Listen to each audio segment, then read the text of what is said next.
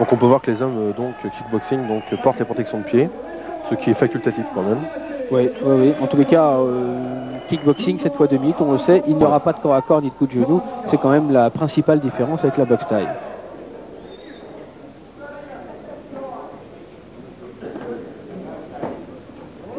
Ah, ils sont durs les combattants croates. Vous en connaissez bien un autre. Il s'agit de Branko Sikatic qui tourne beaucoup dans le circuit japonais, qui avait raccroché les gants et puis qui a décidé de revenir. De revenir contre moi oui, en plus. au mois de mars au Japon. Voilà, ça sera... J'avais connu aussi un autre croate qui s'appelait Mirko Tiger, qui m'avait éliminé pour le tournoi des 200 000 $.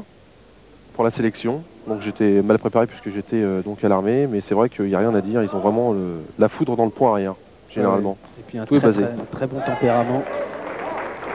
Et il a arrêté, on ne sait pas qu'est-ce qu'il est devenu ce croate. En tous les cas, Branko Sikatic, c'est certain, il a fait les beaux jours des K1, ces fameux tournois poids lourds au Japon. Il a été un des premiers à remporter les fabuleux prix de 100 000, 150 000 $.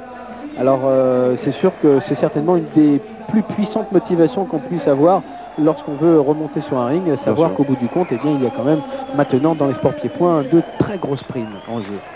C'est ça, c'est la forme du K1, voilà.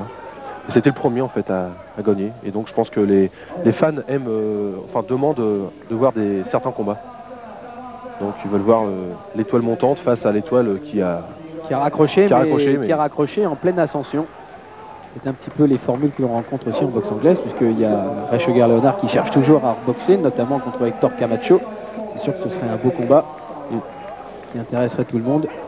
Enfin, je pense que ça va pas être un combat de tourpeau face à Branko, parce que c'est quelqu'un qui est comme... ils se ressemblent un peu tous, les Croates, sont rigides et pas des enchaînements très très longs, mais très très puissants. Voilà, on travaille court, puissant, et surtout, eh bien, on ne recule pas, on fait sans cesse la pression, et ça c'est dur à soutenir. Blokland, le Hollandais, dans son coin, avec son manager, Lex Christel. On sent qu'il y a une passation de pouvoir, comme avant, dès qu'on rentrait des Hollandais, comme vous disiez il n'y a pas longtemps. C'était des nuits blanches avant le match, mais maintenant, il est vrai qu'on commence un peu à dominer les Hollandais.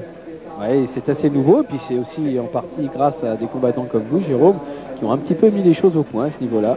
Comme quoi, l'école française eh bien, a mis du temps, mais aujourd'hui, eh bien... elle est tout à fait représentée au niveau mondial, au plus haut niveau. Nous sommes dans le deuxième round maintenant de ce match de kickboxing prévu en 7 reprises. Andrij Jasevic avec la culotte dorée et Blokland, le Hollandais, en short noir et bleu à gauche. Mais le Hollandais n'a pas tellement la technique...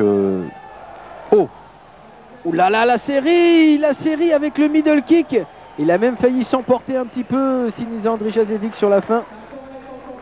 Ouais, en tous les cas, là, eh bien, ça m'étonnerait que Blokland puisse remonter. En tous les cas, il a dû être asphyxié, car ça peut arriver sur un middle kick comme ça. On en a vu un arriver